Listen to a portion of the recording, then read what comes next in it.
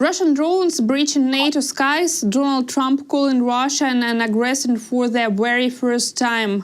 Big shifts are happening. With us in the studio is Mark Voyger, Senior Fellow at the Center for European Policy Analysis and Director of the Master's Program at American University Kyiv, and a former advisor to the Commanding General of U.S. Army Europe, Lieutenant General Ben Hodges. Mr. Voyger, great to have you with us. Good afternoon, Sofia. Great to meet you, and thanks for inviting me. It's a pleasure for me to join your program. President Donald Trump, who had long avoided blaming Moscow for the invasion, finally called Russia the aggressor in Ukraine. What do you think this shift in his tone really tells us? I get asked similar questions a lot. People tend to try to read between the lines every time Donald Trump makes a statement of this nature, because I think the hope in the West is that, oh my God, finally the president of the United States has awakened to the truth, to the reality that Putin is misleading him, and maybe this time finally Trump will actually do something. I would not put too much hope in what Donald Trump is saying. He has been making similar statements for many months, actually for years now. And I think this is just part of the, a PR strategy or tactics to make him look tough, so that he gets less criticism, because normally, as you know, he gets criticized a lot for being too soft on Russia and on Putin in particular, being too friendly with Putin and with other dictators. So again, my feeling is that he's not going to do much, just like he hasn't done before. And my recommendation to people is that regardless of what Trump says, until he starts acting accordingly, it's much better for Europe, for NATO, for the European Union, for Ukraine to develop what I call a Trump-proof plan, a plan of action that does not depend on the sudden changes of attitude, of mood, delusions, idiosyncrasies, peculiarities, personal affiliations of the American president, in this case, Donald Trump. So a plan which does not try to analyze his morning statements or evening tweets or any other public statements. It's much better to act as if Trump is actually not doing anything, which he isn't. And then if one day he wakes up, if one day his maybe allies in Congress or the American public are able to put sufficient pressure on him to start acting, okay, so be it. That would be, of course, well received. But until this time comes, it's much better for Ukraine and for Europe to work hand in hand without worrying too much about what Trump says or doesn't say, because usually these are just words that are not supported by any specific actions against Russia.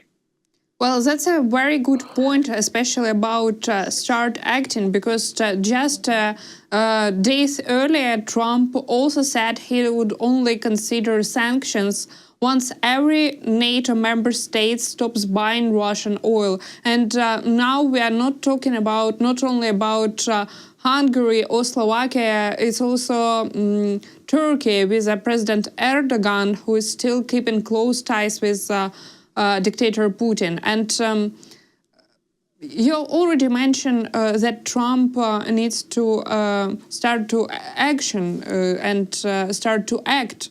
And with this statement, doesn't that sounds more like an excuse, basically, to avoid new sanctions against Russia? You're absolutely right. As I said, Trump is being criticized by from all possible directions, from Europe, from from the United States, really everybody is trying to point out that he's been too friendly, too soft on Russia, and too friendly with Putin, as I said. And so, again, just like the previous statements, I think this particular statement where he's trying to make the U.S. sanctions conditional upon European sanctions against Russia is actually, in my opinion, also part of this excuse game of this PR tactics, whereby he tries to look active and strong and supportive, but only after Europe does something. This is not leadership. The American president used to be, for decades after the Second World War, during the Cold War, America was considered the leader of the so-called free world. And so the American president, such as President Reagan and others during the Cold War, they would never say such things whereby, well, we will act only after Europe does. If you're the strongest actor, if you declare that you want peace through strength, as Trump has done, unfortunately, these are just words, in my opinion, you have to lead the way. You cannot condition your actions upon the action or inaction of your allies. You have to show them the way. You have to lead the way, and then show the determination, show that you're ready, show that you're serious, and then then your allies can join you. Otherwise, it looks really strange. And of course, the big problem is that the Kremlin sees all that, and they have no illusions that Trump will act. And of course, they realize in this situation where you have Hungary, Slovakia, as you said, and others, obviously they're not going to agree to a unified sanctions policy that easily. Therefore, Trump is kind of allowing himself like a back door through which he can leave, so to speak, and say, well, I tried, but see, the Europeans are not ready. They're not doing anything. Therefore, I will not do anything. This is a very, very simple and shallow excuse, unfortunately. It's not global leadership as we understand it, and as Ukraine and Europe expect it to be. Another question on sanctions. U.S. Treasury Secretary Scott Bessent recently said that if Europe imposed secondary tariffs on Russian oil buyers, the war could be over in 16 to 19 days. Basically, now Americans see sanctions not only as an instrument of pressure, but the instrument which could basically lead to the end of the war. Do you agree with his statement? Look, first of all, I absolutely agree that sanctions are necessary, and I absolutely agree that Europe and the West as a whole should not buy Russian oil and gas. So there's no question about this. We need not only secondary but also targeted sanctions against all possible Russian actors. So finally, this war machine, the Russian war machine, is being deprived of the funds that it gets through selling energy resources to the third world, India, China, and everybody else, and unfortunately, countries in Europe. But having said that, a statement of this nature, whereby Secretary Bessent projects a specific period of 1.5 months, I would like to see where he gets those particular numbers and calculations. I'm not sure that this will be, unfortunately, that this will be so quick and easy. Of course, we would like it to be, but historically, it's difficult for me to find examples where sanctions have actually worked so quickly and so decisively. I mean, look at Cuba, look at North Korea, look at Iran. Look at Russia after 2014, right? All sorts of possible sanctions. Sometimes even smaller nations, like smaller countries, obviously North Korea, Cuba, even though they've been isolated, still their regimes survive. And so I don't think it'll be so quick and easy, and especially secondary sanctions. So again, yes, the sanctions are very much needed. Yes, Europe, of course, should do more. There's no doubt about this. It's just this particular statement, again, is in my opinion, an attempt by Besant to support what his boss was saying, pretty much, to add something like a more specific date or calculation to support Trump's statement about European sanctions. I think it's just part of this overall tactics, PR tactics, rather than something that's more serious. We keep seeing Russian drones crossing into NATO airspace literally the day after NATO launched Operation Eastern Sentry. A ground drone flew into Romanian skies on September 13th. And before that, we know the situation with 19 drones targeted Poland. How do you see NATO's response so far? And do you expect these attacks to intensify? Unfortunately, what we saw is that NATO, both the eastern frontline nations, obviously Poland, Romania, but also the other NATO nations that who supported this operation, are still unprepared for the level of intensity of drone warfare that Russia has unleashed, obviously against your country, against Ukraine, and now against NATO.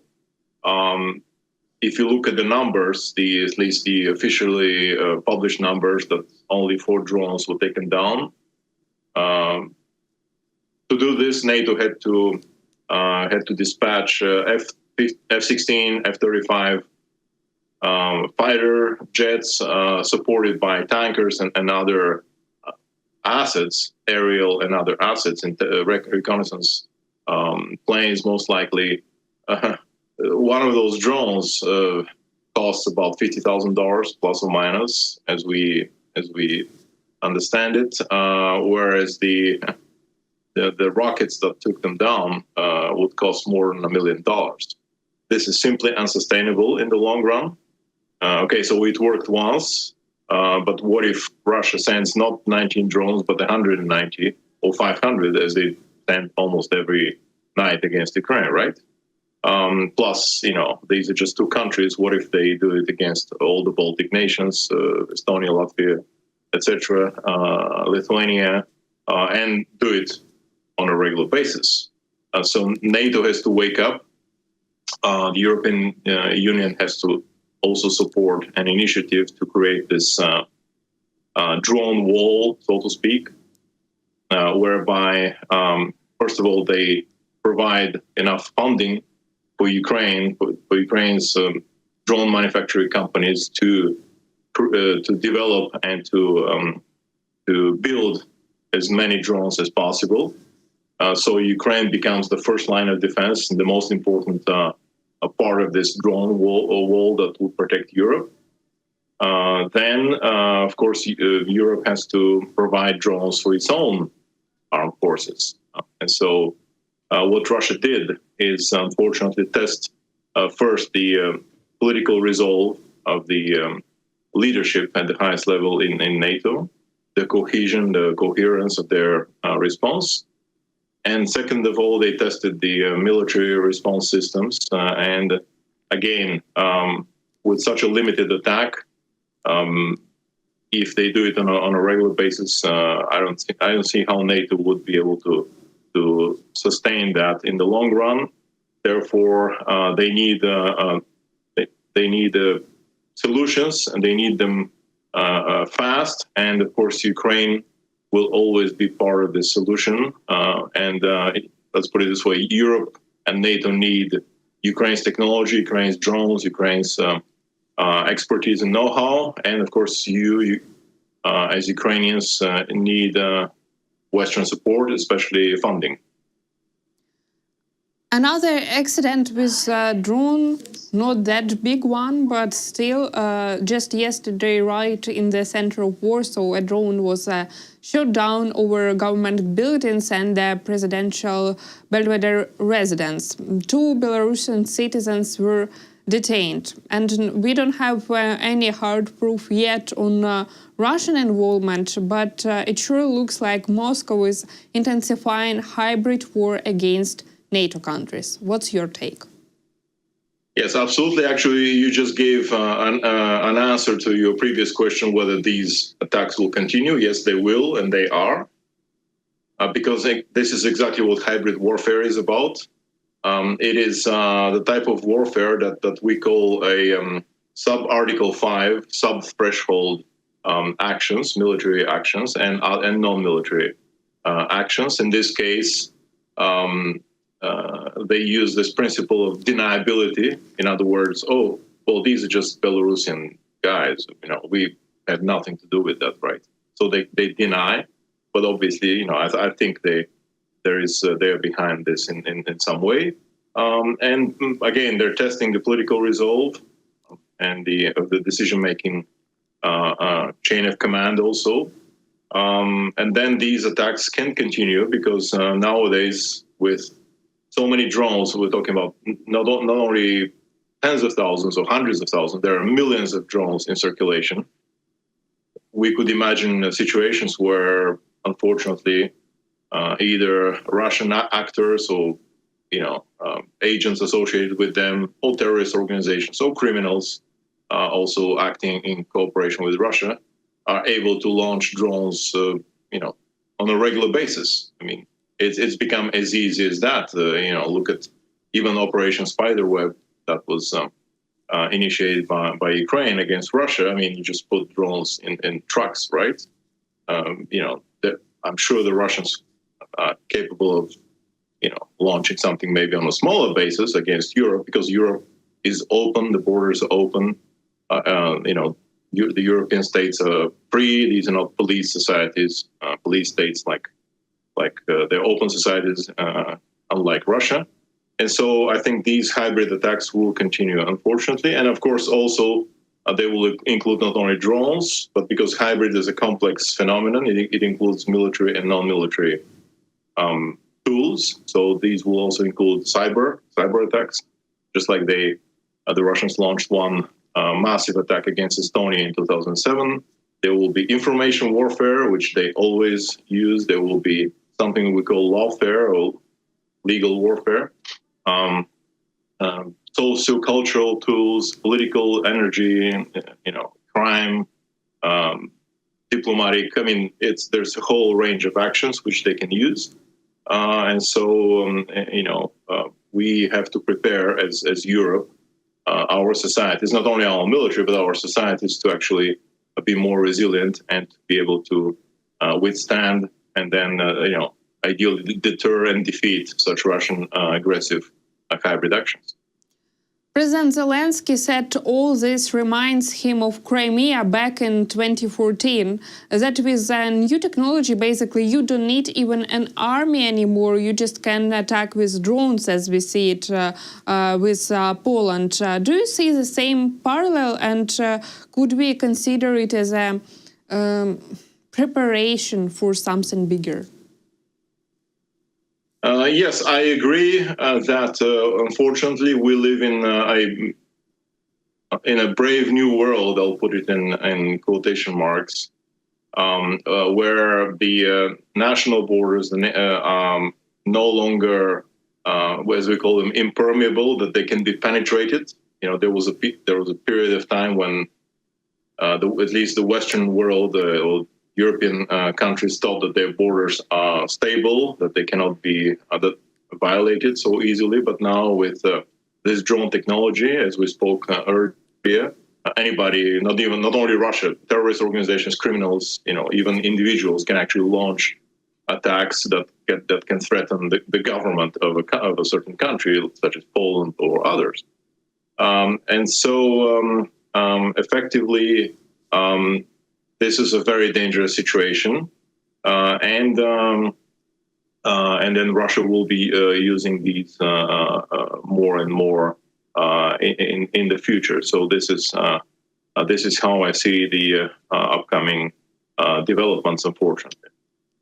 Given these incidents, do you think the idea of no-fly zone over Ukraine could come back on the table?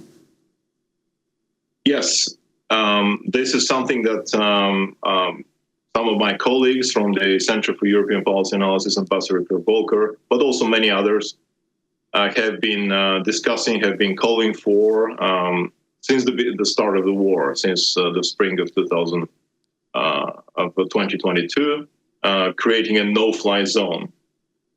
The logic here is that the NATO nations have the capacity, the military capabilities, to actually take down drones or potentially Russian missiles, if maybe not over the entire territory of Ukraine, but probably at least over the western portion, maybe the northern ones, definitely over the capital Kiev, and maybe even up to the Dnieper River. So the problem here is that NATO, of course, and some nations within NATO fear escalation with Russia, and so initially this idea did not gain traction, so nothing really happened.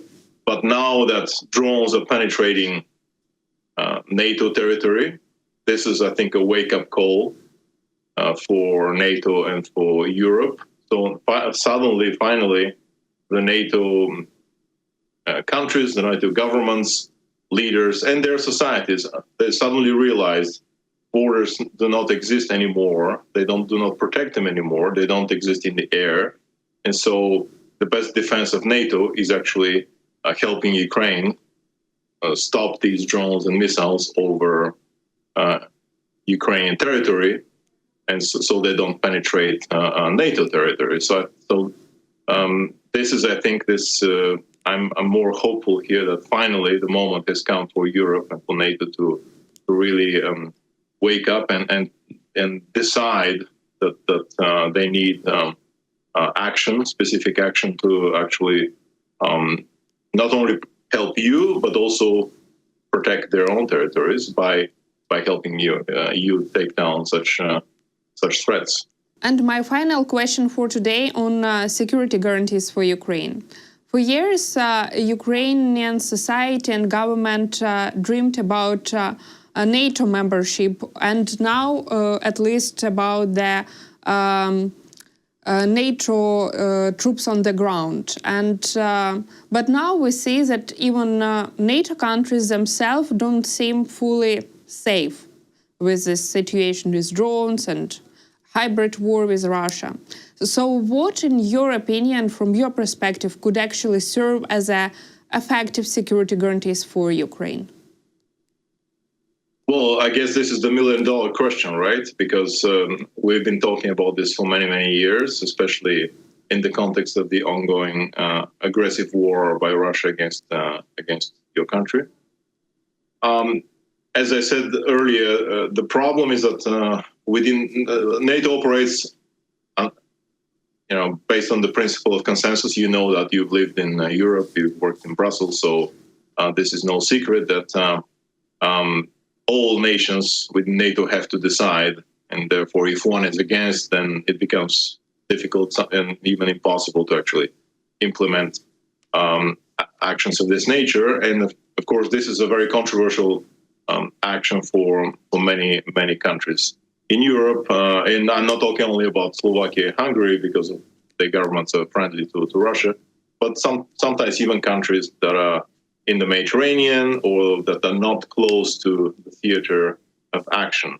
And so these countries have to be convinced, their governments, their societies, they have to see, they have to understand and realize, again, that what I said, that the borders do not exist anymore, and that the Russian missile can actually cross Europe and hit targets in Spain, or somebody can launch, or Russia can launch attacks,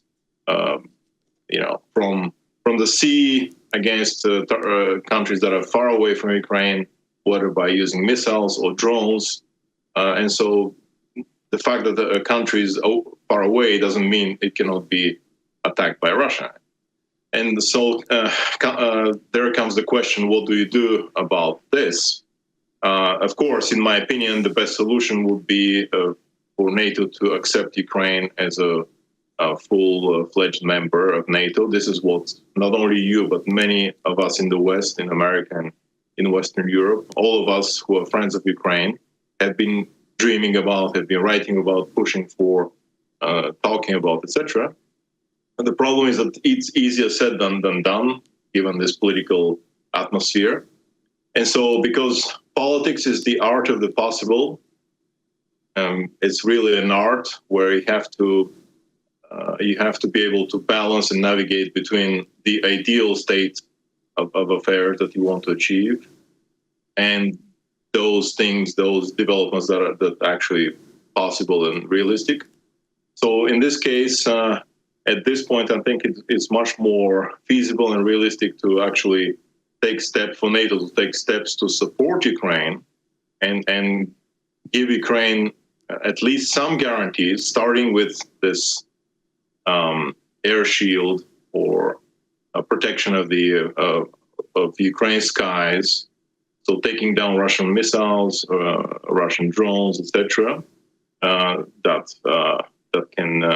threaten not only that threaten Ukraine, but also that can penetrate NATO territory. Troops on the ground is, of course, a very, very questionable,